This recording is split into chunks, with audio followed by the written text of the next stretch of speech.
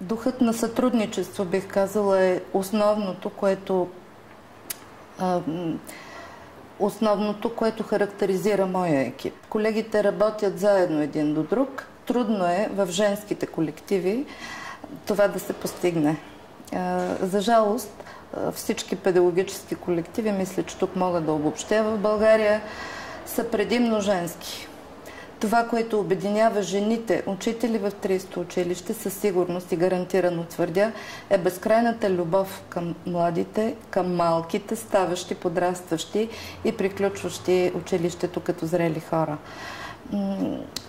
Винаги проблемите на малките, средно малките и по-големите ученици решаваме заедно. Мисля, че това е една от причините да се случи тази действителна причастност на колегията и съзнанието, че ние тук не сме нито научни работници, нито социална служба, нещо, което е много специфично, много прекрасно и за съжаление в днешно време не твърде високо оценено в очите на обществото, нямам предвид само финансово, а именно безкрайно красивата професия и призвание учител.